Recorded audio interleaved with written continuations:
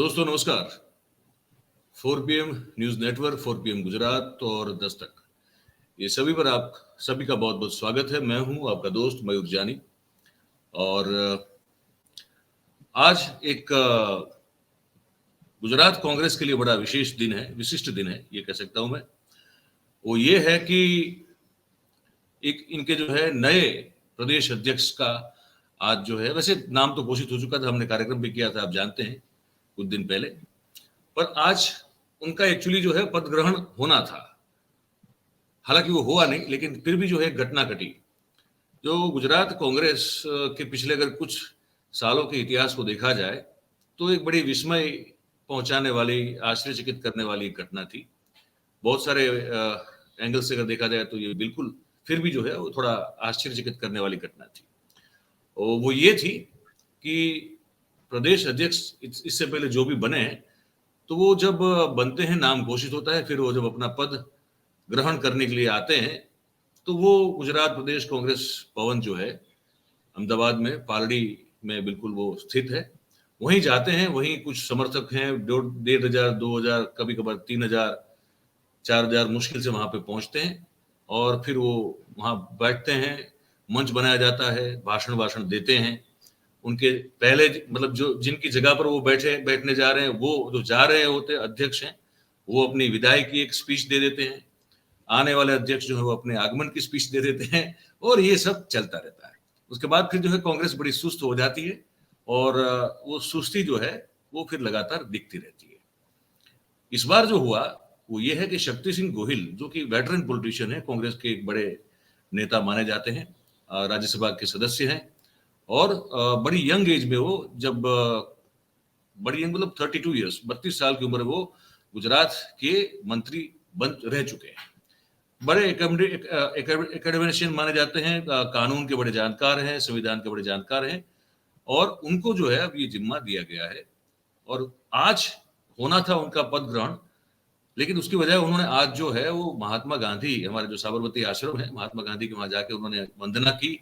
उनके साथ जो आज भीड़ दिखी है वो इससे पहले मैं इतने साल से कवर कर रहा हूं, मैंने शायद ही कम देखी है ऐसी भीड़ कि कोई अगर प्रदेश अध्यक्ष के तौर पर आ रहा है और उसको समर्थन देने के लिए कांग्रेस के इतने कार्यकर्ता और ऑलमोस्ट सभी जो नेता हैं वो मौजूद हो, और कम से कम 10,000 लोग जो है मैंने देखे आज। तो ये सब चीजें, और गुजरात में जो कांग्रेस की अभी की स्थिति है, विशेष रूप से 2022 के चुनाव के बाद, ये सब मुद्दों पर बात करने के लिए मैंने बहुत ही गुजरात के बहुत ही, जिसे मैं बड़ी इज्जत करता हूं, मैं क्या ऑलमोस्ट जो भी जर्नलिज्म करता है वो बहुत रिस्पेक्ट करता है, डॉक्टर जयनारायण व्यास साहब, उनको हमने आज जो आमंत्रित किया। हम कब से ये चाहते थे कि इस मंच पर उनको आमंत्रित करें और उनसे बात करें। आप सब जानते हैं, अगर ना जानते हो तो मैं बता दूं आपको कि व्यास साहब जो हैं वो भारतीय जनता पार्टी से बड़े लंबे अरसे से जुड़े रहे। वो मंत्रिमंडल में सीनियर कैबिनेट मिनिस्टर के तौर पर उन्होंने काम किया। गुजरात में नर्मदा का पानी अगर आज बहुत सारी जगह पे पहुंचा है तो उसका एक बहुत बड़ा श्रेय सनत मेहता साहब के बाद जो है ये डॉक्टर व्यास साहब को दिया जाता है। और पॉलिटिशियन मतलब इलेक्ट्रॉल पॉलिटिक्स तो की व्यास साहब ने, लेकिन बेसिकली वो उस तरह के पॉलिटिशियन कभी हो नहीं पाए।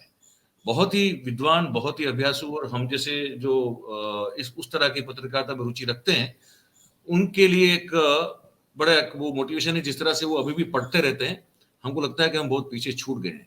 तो हर चीज जो है वो हम हमारे जैसे लोग जो है इंस्पायर होते हैं। तो आज वो हमारे साथ जुड़े हैं और आप सब जानते हैं कि अब वो कांग्रेस के साथ हैं। 2022 विधानसभा चुनाव से पहले वो जुड़े थे, तो अब वो बिल्कुल एक कांग्रेस मैन भी हैं। पर उससे ज्यादा मैं जो उनको मानता हूँ वो मोस्ट लिटरेट, बहुत सारे क्षेत्र में बहुत ज्ञान रखने वाले और दो टूक बोलने वाले डॉक्टर जयनारायण व्यास साहब। मैं इनका आज जो है 4 PM के मंच पर बहुत बहुत स्वागत करता हूँ। व्यास साहब, बहुत बहुत धन्यवाद आपका, आज आप जुड़े हमारे साथ। मैं आशा कर रहा हूं कि आपका जो नेटवर्क है मुझे अभी से थोड़ा डरा रहा है वहां पे, क्योंकि आपका जो है, आपको दगा नहीं देगा। मुझे जो वीडियो है थोड़ा आपका वो ग्लिच वाला आ रहा है, तो मैं थोड़ा डर गया हूं अभी। यहाँ थोड़ा बहुत तो प्रॉब्लम रहेगा, मगर ठीक है, एक मिनट फिर भी मैं कोशिश अगर हो सकता है तो करता हूँ। नहीं अभी ठीक है, अभी पहले से बेटर हो गया, पहले से बेटर हो गया सर, पहले से बेटर होगा। बस तो कोई बात। अब काफी बेटर है, काफी बेटर। अब जो है वो बिल्कुल चलने देते हैं हम लोग, है ना? जी जी। तो मैं तो पहले जो मैं आज देखी मैंने भीड़, मैं दर्शकों को दिखाना चाहता हूँ कि ये थोड़ा एक अपने आप में एक अनएक्सपेक्टेड व्यू था जो मैंने आज देखा। तो मैं दर्शकों को दिखा दूं पहले सर, ये कुछ कुछ दृश्य दिखा देता हूं मैं, और फिर मुद्दे पे हम आते हैं, आपसे बात करता हूं। ये पहले हम देख,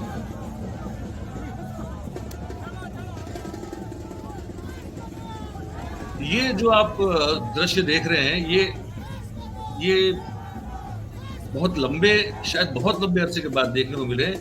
ये जो पूरा रोड जो खचोखच भरा हुआ है, और हमारे रिपोर्टर जो यहाँ गए थे कवर करने के लिए, राहुल पांडे, हमने उनसे पूछा कि ये कितना लंबा होगा, ये जो भीड़ का जो ये जो लोग इकट्ठा हुए हैं, कार्यकर्ता और ये सब, ये कितनी लंबाई में इतने लोग होंगे। तो उन्होंने कहा कि शायद 1-1.5 किलोमीटर तो होंगे ही होंगे। तो उससे हमने फिर अंदाजा लगाया, क्योंकि इतने साल से ये काम कर रहे हैं तो हमको पता होता है कि किस तरह से भीड़ को नापा जाता है। तो ये हमको लग रहा है कि कम से कम 8-10 हजार लोग होंगे। ये सब जो है वापस चल के अभी जा रहे हैं। ये एक्चुअली महात्मा गांधी को वंदन करने के लिए गए थे साबरमती आश्रम में। तो किसी 2 लोगों के साथ आप देख रहे हैं, सिद्धार्थ पटेल और बाकी बहुत सारे और भी नेता हैं, कार्यकर्ता हैं, सब हैं।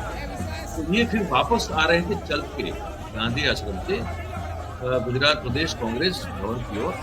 तो वो इतनी मात्रा में इतने लोग जो है तो जुड़े, ये अपने आप में एक अनोखा दृश्य है जो बहुत सालों के बाद कांग्रेस के लिए देखने को मिला है।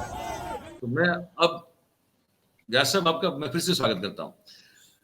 ये एक बड़ा अनोखा दृश्य है, इतने लोग कांग्रेस में। हालांकि वो पीसीसी पे होता है, मैंने जैसे कहा, इस बार बहुत बड़ा मतलब अपेक्षाकृत बहुत बड़ा एक समर्थन दिखा कार्यकर्ताओं का और नेताओं का, ऑलमोस्ट सभी दिखे। तो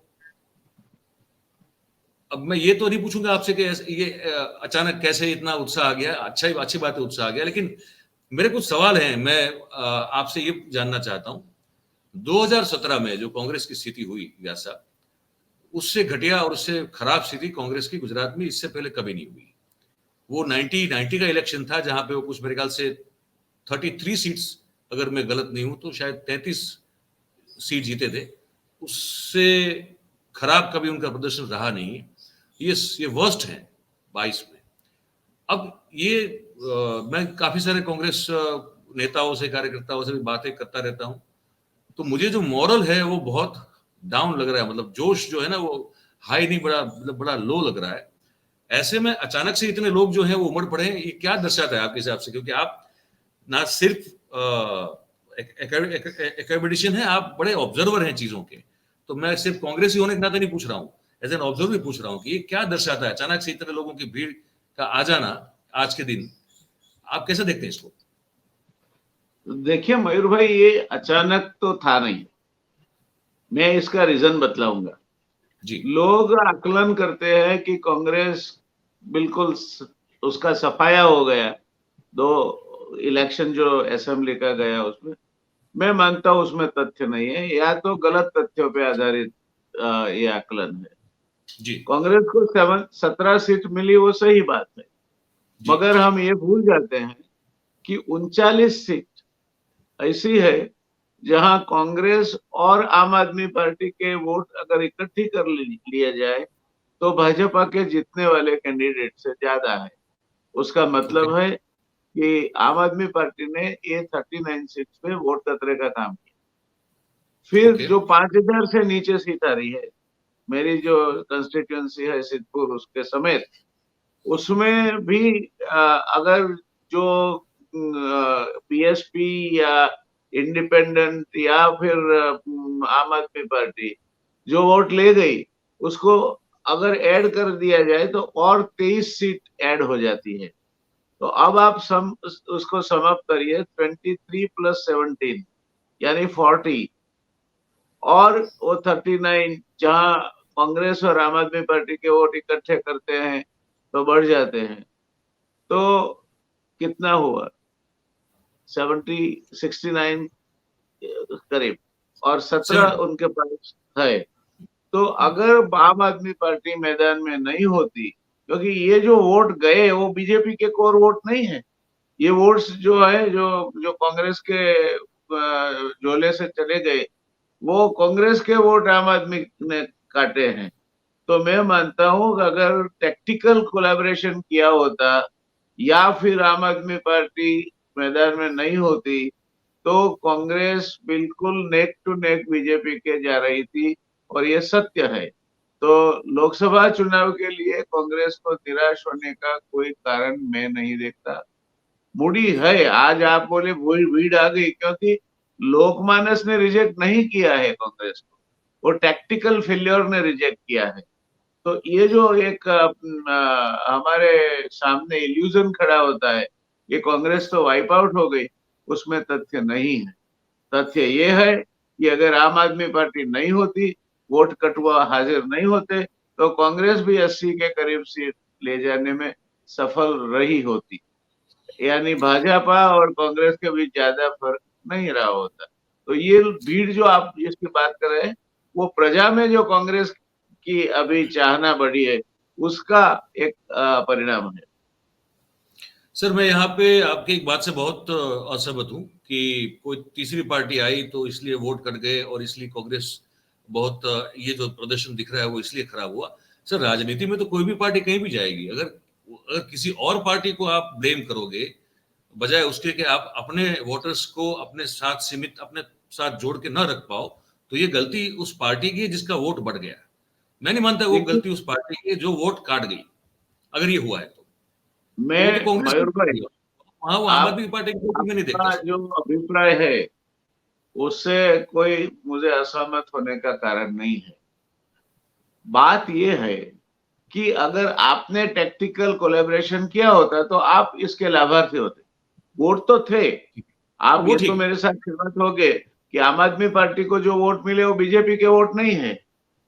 तो आपका खेतर लुटता रहा, और आपने उस टैक्टिकल कोलैबोरेशन करना चाहिए था, जो नहीं किया। मैं मानता हूं कि ये एक रणनीति की हार है, प्रजामत की हार नहीं है। प्रजामत कांग्रेस के साथ था, आज भी है, आने वाले समय में बढ़ेगा। अच्छा, एक एक सवाल मुझे आपसे पूछना है। आप तो सरकार में रह चुके हैं, आप जी, प्रवक्ता मंत्री भी थे और आप तो बड़े सीनियर पोजीशन पे थे। हेल्थ, स्वास्थ्य जैसा बहुत महत्वपूर्ण विभाग आपने संभाला हुआ है। मुझे सर ये समझ में नहीं आता है कि मैं इतने साल से काम कर रहा हूँ, ये मतदान के अंतिम 2 घंटे में ये हर बार मैं देखता हूँ इतने ज्यादा वोट बढ़ जाते हैं। ये कहाँ से बढ़ते हैं? मैं भीड़ तो कहीं देखता नहीं हूँ सर। देखिए, दो चीजें इसके लिए मैं जिम्मेवार समझता हूँ। जी। एक तो इसमें शंका करने की जगह है, अगर तटस्थता से कई जगह पे देखा जाए तो एक जी। अननेचुरल फिनोमिना है कि जी। लास्ट क्लोजिंग आवर्स में इतना ज्यादा मतदान हुए। और दूसरा, जो पार्टी का जो तंत्र है, जो वोटिंग कराने के लिए सक्षम है और जी। वो वोटर्स को वोटिंग बूथ पर पकड़ के ले जाता है, वो तंत्र भी उस समय पे पीक पर होता है। तो दोनों मिला के ये असर आपको देखने मिलती है, मगर इसमें गोलमाल होने के जो आसार है उसको आप बिल्कुल मना तो नहीं कर सकते। चलिए सर, अब कांग्रेस पे आ जाते हैं। ये शक्ति सिंह गोहिल साहब को अब प्रदेश अध्यक्ष का जिम्मा दे दिया गया। सवाल यह है कि इनकी छवि शक्ति सिंह गोहिल साहब की जो है वो ऑर्गेनाइजर की नहीं है, और उनके आसपास जितने काम करने वाले लोग हैं, मैं बहुत सारे लोगों को जानता हूं, आप भी इतने साल से आप देख रहे हैं, आप भी जानते होंगे। He is not been an organiser. वो एक अच्छे विद्वान है, संविधान के भी, कानून के भी स्कॉलर बहुत अच्छे हैं, पर लोगों के साथ, कार्यकर्ताओं के साथ, प्रदेश स्तर से लेकर ब्लॉक लेवल के नेताओं के साथ किस तरह से काम किया जाए, उसको लेकर हमेशा जो है उनके सामने एक प्रश्नार्थ चिन्ह रहा है। कैसे संभाल पाएंगे? और सुना है कि वो उनकी मर्जी से भी नहीं आए, मतलब he was not willing to come and take charge of the responsibility. तो कैसे कर पाएंगे वो कांग्रेस को खड़ा? तो मयूर भाई, इसको एक और नजरिए से भी देखा जाता है, जी। जा सकता है हम्म। कि शक्ति भाई जो है वो स्वभावगत सौम्य तरीके से बात करने वाले इंसान है, एक अच्छा नेता है। उसका सबसे जरूरी काम होता है किसी को सुनना। एक अच्छा नेता होता है जिसका काम है लोग उसके पास आए और बात करें, अपनी बात बिना वो भय वो उससे कर सके। एक नेता अच्छा तब होता है जब कोई भी कार्यकर उसमें अपनापन देखता है। मैं मानता हूँ शक्ति भाई ये मुद्दों पे खरे उतरते हैं। बाकी एक कहावत है कि कभी कभी ये सब इन्वेंशन ऐसे ही हुए हैं कि an expert knows why something cannot be done, a person who is a novice might try and as well do it। तो शक्ति भाई के जो आपने बातें कही कि एक ऑर्गेनाइजेशन के नेता नहीं रहे हैं, मैं मानता हूँ कि यही जो इनके गुण है, तजुर्बा है, वो टीम बिल्डिंग में इनको मदद करेगा।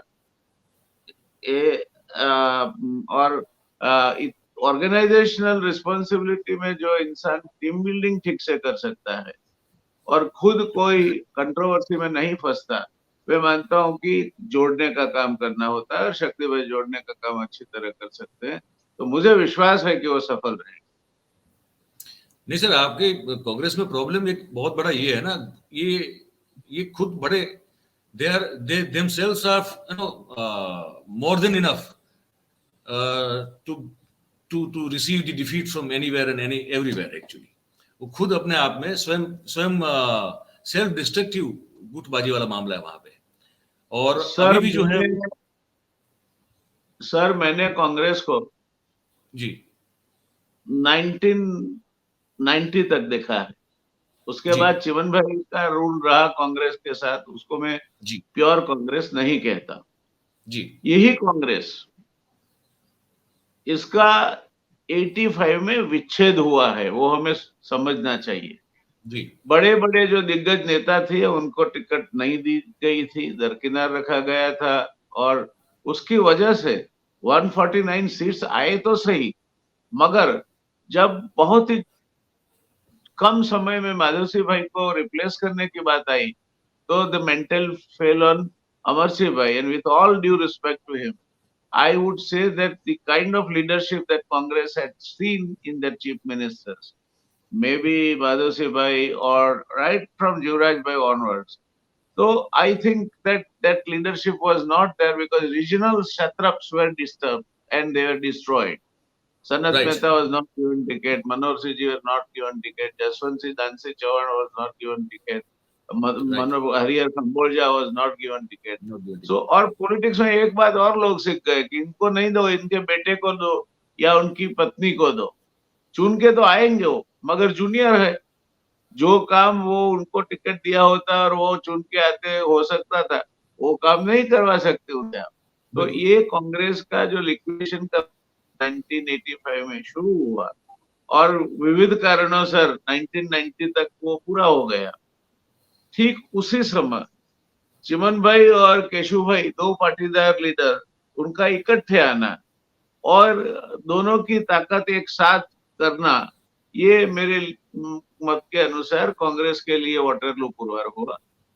और फिर उसके बाद से कांग्रेस संभली नहीं। कांग्रेस संभल सकती है, संभली नहीं है वो अलग बात है, संभल सकती है। संभल तो सकती है, ये तो सर मैं लगातार जो है वो मैं खुद कहता रहता हूँ, लेकिन वो संभल सकती नहीं है तो संभलना नहीं चाहती यहाँ के जो लोग हैं शायद, या फिर ऊपर से जो अब तक वो कांग्रेस देखा करते थे, हाल अब तो नहीं है, जिनके इशारे पे सब कुछ होता था यहाँ पे और उन्होंने सब गुट बना के रखे थे, अब नहीं रहे तो नाम नहीं लेना उनका। तो वो एक बड़ा एक शरण सी पैदा कर दी गुजरात कांग्रेस में। तो वो अभी भी वो है, भरत सिंह सोलंकी को अपना एक चौका अलग से बैठ के करना है। ये सिद्धार्थ पटेल साहब भले लो प्रोफाइल वैसे सज्जन है, लेकिन उनको भी अपना एक वजूद चाहिए। आपको जगदीश ठाकुर साहब को आपने बिठा दिया तो वहां पे ओबीसी वाले ये भरत सिंह सोलंकी के साथ जो एक मन में कहीं ना कहीं जो एक वो कह रहे हैं कि हमको दरकिनार कर दिया, और फिर वो परेश धानानी साहब जो है जो ऑलमोस्ट अभी कहीं दिख नहीं रहे, तो ये सब लोग जो हैं वो, और अर्जुन भाई की तो अलग ही कहानी है, फिर वो तो अभी अब मुझे लगता है इस पर यहाँ बात नहीं कर पाएंगे। पर मुझे लगता है कि ये सब लोग जो हैं वो अपने अपने एक गुट बना के बैठे हैं, ये तो हकीकत है, वास्तविकता है।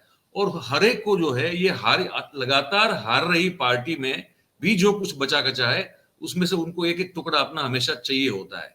तो ये अगर प्रदेश अध्यक्ष जो है उसकी हर जगह अपने हिसाब से चलेगी ही नहीं, संगठन से लेके चीजों में।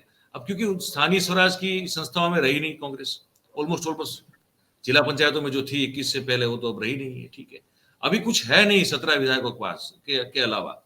तो ये क्या ये इनको will Shakti Singh be able to run Congress the way he's been told, advised and the way he also wants, कि अभी भी ये जो है वो टांग खिंचाई होती रहेगी कांग्रेस में?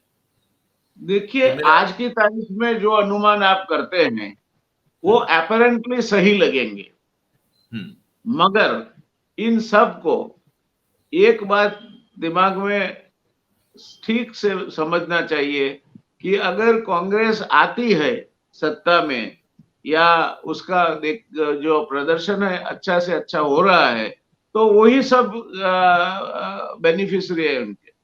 गुट की बात गई, इतने लंबे अरसे तक कोई भी नेता रहता है तो उससे जुड़े कोई लोग तो हो ही जाते हैं। तो ये गुट और नेता खुद जब तक उसको इशारा नहीं करे तब तक गुट होना कोई, मैं नहीं मानता बुरी बात है। ऑन द कंट्रारी, इसका एक कंसोलिडेटेड वोट बैंक है जो वो कंट्रीब्यूट कर सकता है। तो हो सकता है पास्ट मिस्टेक्स हुई होगी और उसके ऊपर से सीखना चाहिए, मगर ये भी सत्य है कि अब नहीं है। जब आप वहां तक पहुंच गए हैं कि अब गंवाने के लिए कुछ नहीं है, 17 सीट्स में से क्या 7 करोगे आप? तो जब आपके पास गंवाने के लिए कुछ नहीं है, तब दूसरा रास्ता यही रहता है कि आपके पास पाने के लिए सब कुछ है। और मैं मानता हूं कि ये जो विधानसभा के जो चुनाव हुए उसके बाद भी जिस तरह की भाजपा की मंत्रिमंडल आई है, वो खुद भी बिल्कुल असमंजस में। इनका जो इनकी नैया है वो बिल्कुल रडरलेस शिप की तरह चल रही है और दिन ब दिन जनमानस में एक ऐसी गई बीती सरकार, काम नहीं करने वाली सरकार, ये इस तरह से चलता रहता है। तो अधिकारियों से आप काम ले सकते हो। अधिकारी अगर आपके बदले राजनीति करेंगे तो क्या होगा वो आप गुजरात में भी देख सकते हो और केंद्र में भी देख सकते हो। तो हम अधिकारी रह चुके हैं, हमारी मर्यादा क्या है हमें समझना चाहिए।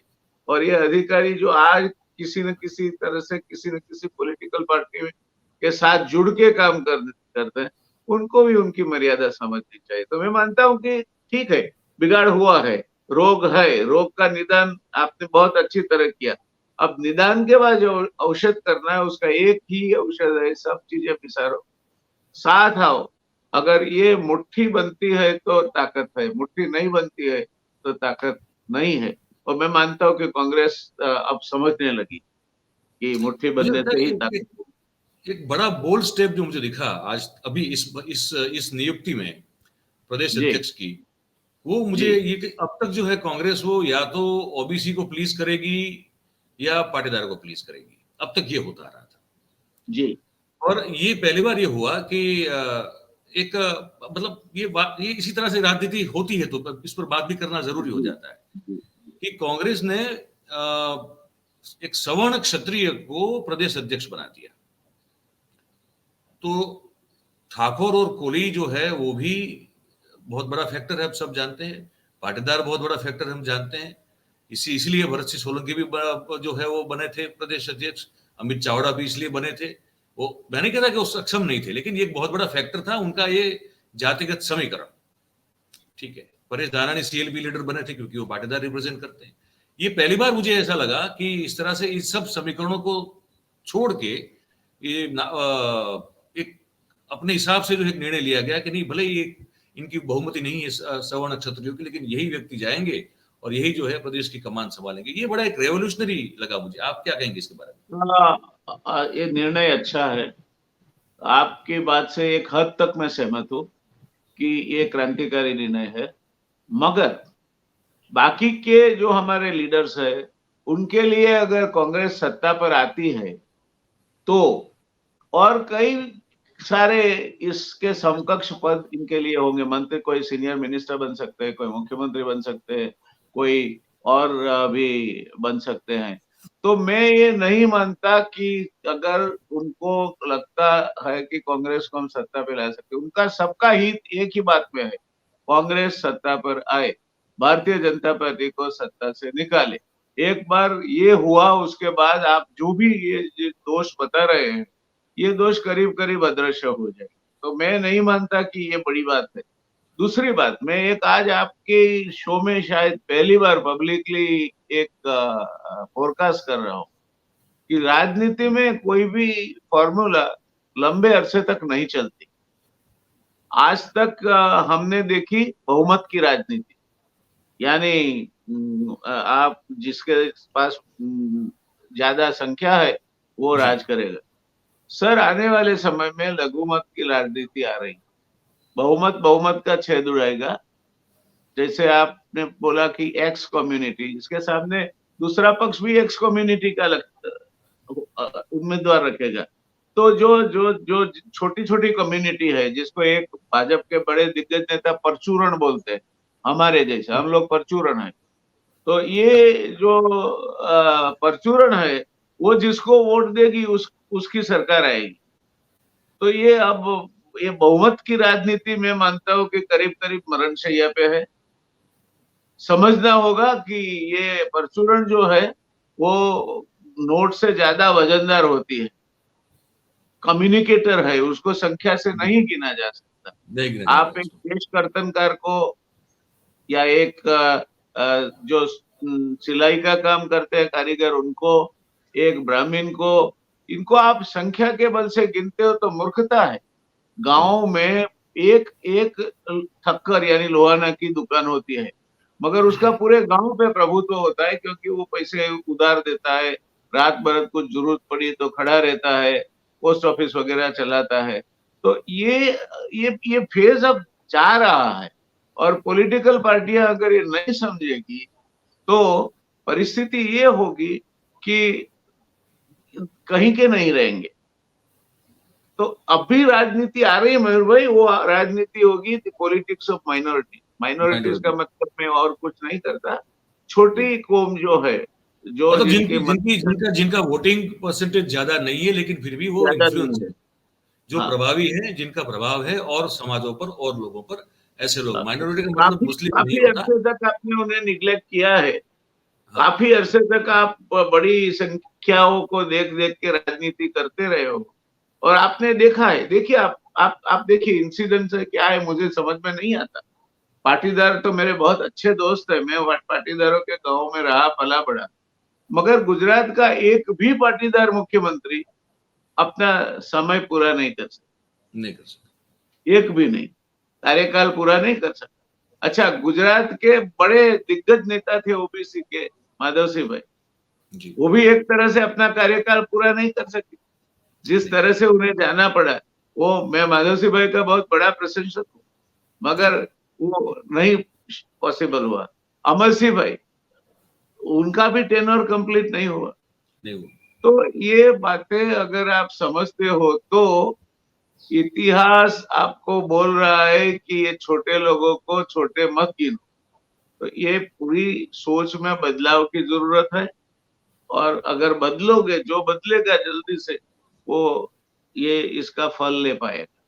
ये मेरी आज पहली बार मैं खुल के आपसे बात ऑन कैमरा कर रहा हूं। बिल्कुल, ये आपकी बात बिल्कुल बहुत लॉजिकल है। मेरे ख्याल से समय जो बदल रहा है उसके हिसाब से अगर इसको नापा तोला जाए तो मुझे लगता है बड़ी सटीक सी बात है, और मैं इस बात से, मैं अपने हिसाब से बड़ा आपसे एग्री हूँ इस मामले में। अब सर, ये कांग्रेस अब अभी जैसे लोकसभा 2 टर्म से है, सभी की सभी सीटें जा रही है, बीजेपी जीत रही है, 26 की 26 जीत रही है, और वहां तो कोई आम आदमी पार्टी नहीं थी 2 बार, जो दोनों के दोनों बार थे वो बिटवीन बीजेपी एंड कांग्रेस ही था, और अब फिर से जो है चुनाव आ रहे हैं। तो ये क्या है, मतलब गोल क्या लोकसभा चुनाव है, मतलब उसमें कुछ कुछ हासिल करना, या फिर थोड़ा लॉन्ग टर्म होगा? किस तरह से इनका कार्यकाल जो है वो शेड्यूल्ड होगा या फेज्ड होगा? देखिए, अभी अभी अपने वहां वो साइक्लोन आके गया, जी। बिपरजॉय। जी। वो जब हवा पतली होती है, प्रेशर कम होता जाता है, तो बाहर से ठंडी हवाएं आके भरती है जगह, भर देती है। बराबर। तो यही सिद्धांत को आप राजनीति में लगाइए। जगहें खाली होगी तो और जोन से आके वो जगह भरी जाएगी। राज सिंहासन कभी खाली नहीं रहता। पहले भी जब राजा का देहांत हो तब उसकी स्मशान यात्रा के पहले राज तिलक किया जाता था जी अगले बिल्कुल। वारसदार को। तो ये गलत बात है। कुर्सी किसी के बाप की नहीं है, ना वो खाली रहती है। और हम चाहे सोचे, कितना भी सोचे, जो चाहे आप 182 में से 182 सीट ले आए हो, तो समझ लो अब आपका एग्जिट नजदीक है। बिल्कुल, क्योंकि तो एक इससे आगे तरह कुछ से कर नहीं पाओगे। कंप्लेसेंसी आ जाती है, वर्कर्स में भी कंप्लेसेंसी आ जाती है, और प्रजा माइंड में भी। इकोनॉमिक्स का एक सिद्धांत है, law of diminishing marginal returns. तो आहिस्ता आहिस्ता जो लड्डू उन्हें अच्छा बाता था, मीठा लगता था, वो तीसरा चौथा लड्डू खाने के बाद उनको भी वो अब करने लगा है। तो हाँ ये अभी जो जो जो हाल भाजपा का है, आप भाजपा की बात कांग्रेस की कर रहे थे, मैं भाजपा की बात कर रहा हूँ। देखो कर्नाटका में उनकी खस्ता हालत है। महाराष्ट्र में आज जो स्थिति है, महाराष्ट्र देश का 2 नंबर का, उत्तर प्रदेश में 80 सीट है, महाराष्ट्र में 50 है।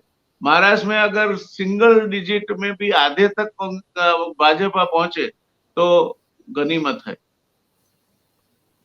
बिहार में भी उनकी स्थिति कोई अच्छी नहीं है। उत्तर प्रदेश में ऊपर हरियाणा, पंजाब, ये साइड राजस्थान, स्थिति अच्छी नहीं है। तो कांग्रेस इतनी तकलीफों के बावजूद भी इनका लाभ नहीं ले सकेगी, तो कब लेगी कांग्रेस? और सब लोग अभी भी बाकी प्रयत्न सब वही चल रहे हैं कि सब लोग इकट्ठे आए, और इकट्ठे आकर इनकी जो जो अभी इनके मूल में दिमक लगी है, तो यही अवसर है इनको नीचे गिराने का। तो मैं मानता हूं कि ये दिमक लगी हुई जो भारतीय जनता पार्टी है, वो दिमक ही उसको खा जाएगी। और बरगद का पेड़ होता है, उसके नीचे कुछ नहीं पनपता।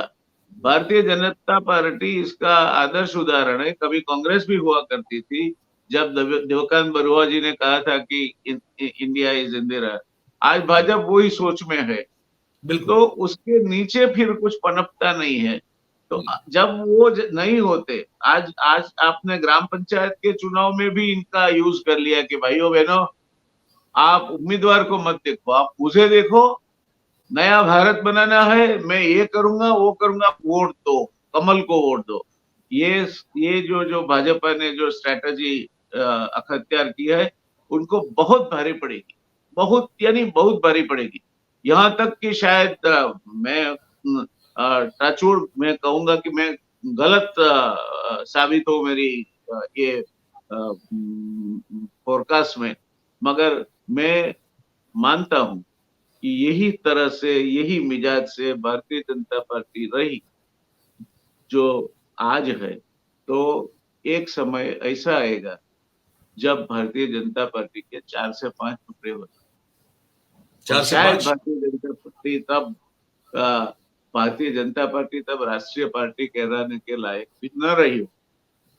राष्ट्रीय स्वयंसेवक संघ करेगा कुछ, मगर वहां भी काफी प्रश्न तो है। तो आपने इंटरेस्टिंग ये होगा, बहुत बड़ी ये आने वाले ये बहुत समय बड़ी में बात जो पॉलिटिक्स है वो इंटरेस्टिंग होगा, एक चैलेंजिंग होगा, दो चैलेंजिंग कम नहीं होगा। क्योंकि ये जो हमने मैं देख रहा हूँ अभी, आप तो बिल्कुल आप भी देख रहे हैं, हम सब लोग देख रहे हैं, जिस तरह से राहुल गांधी की जो राजनीति करने का जो तरीका अपसाइड डाउन हो गया है, तो डाउन साइड अप हो गया, जो कहें इसको, मतलब जो पूरा उल्टा पुल्टा जो कर रहे हैं, इस तरह अब जो कर रहे हैं, भारत जोड़ो यात्रा के दौरान से शुरू हुआ, और उसके बाद जो वो एक अलग तरीके से एक उनका व्यक्तित्व उभर के जो आ रहा है, मैं कुछ प्रोग्राम उन पर कर चुका हूं, कि वो कनेक्ट जिस इजीली अब कर रहे हैं, जो पहले बड़ा मुश्किल था उनके लिए। उनका एक टिपिकल एक बोलने का तरीका हो गया था, जिस पर बहुत सारे मीम्स बनते थे, बहुत सारी मजाक उड़ाई जाती थी। अब all of a sudden he is so much polished in a way that he seems very much unpolished. तो उतना सरलीकरण हो गया है कि वो बिल्कुल सहज जो दिखना चाहिए वो दिख रहे हैं। बातचीत जिस तरह से हो रही है, लोगों से मिल रहे हैं, अलग अलग जगह जा रहे हैं, अमेरिका की यात्रा की बात भी उसमें कर ले, वो एक तरीका जो उनका बदल गया है, और बहुत बहुत समझ बूझ के वो ऐसी बात कर रहे हैं जो लगता है कि ऐसे बोल गए, मतलब सरलता से, लेकिन मुझे पता है कि वो ऐसे नहीं होता है। तो वो जो है पूरा ब्रांड उनका चेंज हो रहा है। तो वो जो चेंज हो रहा है ब्रांड, मुझे लगता है वो भी एक बड़ी तकलीफ जो है अभी भारतीय जनता पार्टी को दे रहा है, विशेष रूप से नरेंद्र भाई को। ये मेरा समझना है अभी। आपके आप क्या आपके आपके अवलोकन से मैं पूर्णतः सहमत हूँ। एक और बात उसके साथ जोड़ना चाहूंगा, हमारे देश की जो प्रजा है ना, वो बोलेगी नहीं मगर अन्याय सहन नहीं करती, अहंकार सहन नहीं करती। और इसीलिए हमारे वहां भजन भी कैसे गाए जाते हैं कि वो हतो रावण तत्ववेत्ता, नवे ग्रहो निकटमा ज रहता, हरि सीता सुबुद्ध सुझी कुबुद्धि, विनाश काले विपरीत बुद्धि। विपरीत बुद्धि? ये और राहुल जी, मेरे ख्याल से उनके नाना जी की जो बुक है भारत एक खोज, यस। वो भारत की खोज कर चुके हैं। अब राहुल जी पार्लियामेंट में बैठे न बैठे, राहुल जी जी अब सिंपली लीडर नहीं है। इनका बहुत बड़ा ट्रांसफॉर्मेशन हुआ है, वो एक राज पुरुष बन चुके हैं। तो ये अब इनके लिए जितना भी अपप्रचार करने का मौका भारतीय जनता पार्टी ढूंढेगी, वो वापिस बुमरंग की तरह जाके इनको लगेगा। तो राहुल जी ने ही ट्रांसफॉर्म, आपकी बात से मैं पूर्णतः सहमत। सर ये हमने बात शुरू की थी, मुझे अभी ध्यान गया कि 40 मिनट के आसपास का समय हो गया है, तो इसको अभी आप क्योंकि आपसे मुझे पता है हम लोग we have lot to talk actually. और पर मैं चाहूंगा कि अच्छा वो सैम पित्रोदा साहब वाली बात तो हमारी रहेगी, क्योंकि उस दिन फिर उसी हाँ, दिन वो वो तो रहेगा, जो आने वाला था, तो उसको मैंने हम में उनसे लेंगे। कह दिया तो वो सोमवार के बाद हम लोग वो रिजाइन करते हैं, जी देन वी विल जी जी शेड्यूल इट। जी और मैं सर जी ये भी चाहता हूं कि आपका खुद का एक शो जो है ना, आपका खुद का, जी। If you want me I will there to anchor it only, पर मेरा रोल उसमें से एंकर का होगा। नहीं, पर मुझे आप कोई प्रॉब्लम नहीं है। आप आपके पास जो गोयल भाई देखिए, खजाना है, आपके आपसे पास जो जानकारी है। आपसे हमारी पहचान जी और आपसे हमारी आपके लिए जो रिस्पेक्ट है, वो जी इतनी गाढ़ या थिक है कि जी। आप जो कहोगे करेंगे हम। तो मैं चाहता और हूँ एक दिन आपका हो। हम तो आपसे कहेंगे कि आपका जो आवाज है, अगर सबसे ज्यादा चीज कोई प्रभावी है आपके शो में, जी जी तो वो जी आपकी आवाज और जिस सहजता से आप उसका उपयोग करते हो, काफी सीखने जी। जैसी बात। अरे नहीं तो नहीं सर, वो करेंगे, फिर कोई महादेव काम, की कृपा है मुझे बस, कोई और क्या प्रॉब्लम नहीं। क्या कर सकते हैं। जी बिल्कुल, तो बस ये है, मैं वो मोस्टली मंडे या ट्यूसडे एक बार आ जाता हूँ, आपके ऑफिस में आ जाता जब हूँ। भी आप कहो, जब भी आप कहो करेंगे, उसमें कोई प्रॉब्लम नहीं है। मैं यही काम फुल टाइम करता हूँ, बाकी के समय में अगर समय मिल सके तो मेरी हम्म, कॉलम लिखता हूँ या पुस्तक जी लिखता हूँ। तो जी जी जी, आपके समय के मुताबिक वो रिकास्ट कर सकते हैं, देयर इज नो प्रॉब्लम। बिल्कुल। और सर फिर मुझे एक बार एक कार्यक्रम ये भी करना है, आपसे ये समझना है, क्योंकि आप you are scholar in so many subjects. मुझे ये समझना है कि ये a+b² जो है वो 2 इंटू ब्रैकेट कैसे होता है, ये मुझे पर्सनली सिखाइएगा आप कभी, इंडिविजुअल पर्सनली कभी सिखा दीजिएगा मुझे। अब देखिए, ये इसी विषय में मत जाओ जहाँ हम हमारी भी नहीं जान डूबती कि नाली से कैसे गैस निकलता है और चाय कैसे बनती अच्छा, है। मुझे ये लगा सर हमारी भी आप जानते हो, आप जानते ये हो। सब जो है ना, अंतरिक्ष की चीजें हैं। अच्छा, अंतरिक्ष की मैंने चीजें कहा उतनी मुझे जल्दी उम्मीद थी से कि कम समझ से कम में नहीं। आपको तो पता होगा, क्योंकि मैं बहुत कम लोगों को जानता हूँ जो सही में स्कॉलर है, तो मैं उसमें से एक आप है, तो मुझे लगा आपको शायद पता होगा कि ये a² + b² वाला जो समीकरण है वो सही में कैसे बैठता है। ये प्लस बी इंटू हाँ। ब्रैकेट, और पूरा हम्म। ब्रैकेट के ऊपर जब आप स्क्वायर कर देते हो, तब ए हाँ। Square plus 2ab plus B square होता है। अच्छा, जी। चलिए ठीक है, तो ये आपने सिखा दिया मुझे अभी। सीखा तो नहीं मतलब मैं है, तो कम से कम ये सही सही समीकरण सीखा बहुत अभी। प्रिलिमिनरी इक्वेशन है। है जी। नहीं ये मैं बहुत क्योंकि प्रिलिमिनरी इक्वेशन है। जब आप हाँ, बीज गणित सीखते हो। मैंने 12th साइंस की है, मैंने 3 कोशिश में पास की थी उसको। ये मैं उस समय जी। पढ़ा था, लेकिन क्योंकि मैं 3 ट्राई में पास कर पाया, इसलिए फिर आप समझ जानते हैं कि मेरी कोई क्षमता क्या रही होगी, तो मैं कोई फिर बात आर्ट्स में नहीं, चला गया। उसको मैं फिर उसको आर्ट्स इस कॉमन सेंस से लेना, उसको कोई लेना देना नहीं है। तो मैं फिर आर्ट्स में चला गया, तो मैंने कहा ये कठिन समीकरण है, आपसे समझ लूँ। तो ना, सर मैं अच्छा किया। मिलता हूँ, और बिल्कुल, और दर्शकों को मैं बता दूं, व्यास साहब का शो हम डिजाइन करेंगे और एज अर्ली एज पॉसिबल करेंगे, और जी। उनका और सैम पित्रोदा साहब का भी जो है वो भी बिल्कुल तय है, हाँ, वो तो शीघ्रतम करेंगे, करेंगे वो भी करेंगे। बिल्कुल वो भी आपको देखने को मिलेगा, हाँ जी, जहां मैं सिर्फ हाँ एक जी। एंकर की भूमिका में रहूंगा, क्योंकि दो विद्वानों के बीच जो है मूर्ख को ज्यादा बोलना नहीं चाहिए, तो मैं सिर्फ उसमें एंकरिंग ही करूंगा और कुछ नहीं होगा मेरा। तो ये है। नहीं, आप एंकर ही भी रहोगे और कुछ न कुछ चाबी करते रहोगे, हाँ, वो मुझे वो जितना ख्याल है। जितना होगा उतना कर पाऊंगा, जितना करूंगा सर। वो ठीक है ख्याल सर। है। चलिए, आपका बहुत बहुत धन्यवाद व्यास साहब, आपने समय निकाला और बहुत नमस्कार, काफी अच्छी बात। प्रसन्नता हुई आपके शो पर आके, बहुत और बहुत धन्यवाद। मिलते रहेंगे। बिल्कुल सर, बिल्कुल बिल्कुल। मैं वक्त निकाल के ऑफिस भी आ रहा हूँ, आप हम लोग बैठ के थोड़ा डिजाइन जी, करेंगे। जी। Thank you sir, thank you, thank you. तो धन्यवाद। दोस्तों, डॉक्टर जयनारायण व्यास साहब, जैसे मैंने कहा, और वो उनका भी एक रहेगा जैसे उन्होंने भी प्रॉमिस किया, पर इनकी आप वो बात को सुनिएगा ठीक से। अगर आप इस कार्यक्रम के अंत तक पहुंच चुके हैं तो जाके थोड़ा रिवाइंड कीजिए, और रिवाइंड करने के बाद आप उस बात को फिर से सुनिएगा जहां वो कह रहे हैं कि वो कैसे देख रहे हैं कि देश की राजनीति आने वाले समय में, जो वोटिंग परसेंटेज जिसका ज्यादा है, जो मतलब कि जिनकी जाति जो है उसमें मतों की संख्या ज्यादा है, उस पॉलिटिक्स को कैसे आने वाले समय में वो बदलता हुआ देख रहे हैं। इसको जरा ध्यान से समझने की और सुनने की और समझने की फिर से कोशिश कीजिएगा। और ये कार्यक्रम फिर आपको कैसा लगा है? एक ओवरऑल एक बात थी, गुजरात कांग्रेस को लेकर भी थी, हमने राहुल गांधी की भी बात की, और हमने देश में अभी जो चल रही स्थितियां पॉलिटिकल, उस पर भी बात की। आपको ये कार्यक्रम कैसा लगा, ये आप हमको ये जो नीचे कमेंट बॉक्स है, उस बॉक्स में आप हमको जरूर लिख के बताइएगा। और बात हमारी अच्छी लगती हो तो भैया आप सभी से हमारी गुजारिश रहती है हमेशा कि इसको आप लाइक करें, शेयर करिए, क्या कि हम मैक्सिमम लोगों तक पहुंच पाए, हमारी बात पहुंचा पाए आप सबकी मदद और आप सबके सहयोग से। और अगर सब्सक्राइब नहीं किया है तो भैया अभी कर लीजिए, और अगर कर लिया है तो बहुत बहुत धन्यवाद, औरों को भी करवाइए, है ना, क्योंकि हम ठेठ पत्रकारिता करते हैं, हम इसके अलावा और कुछ कर नहीं सकते, हमको यही आता है। तो बस इसमें आप हमारे साथ रहिए, बस यही उम्मीद है आपसे। और सभी का बहुत बहुत धन्यवाद करते हुए, थैंक यू वेरी मच, नमस्कार।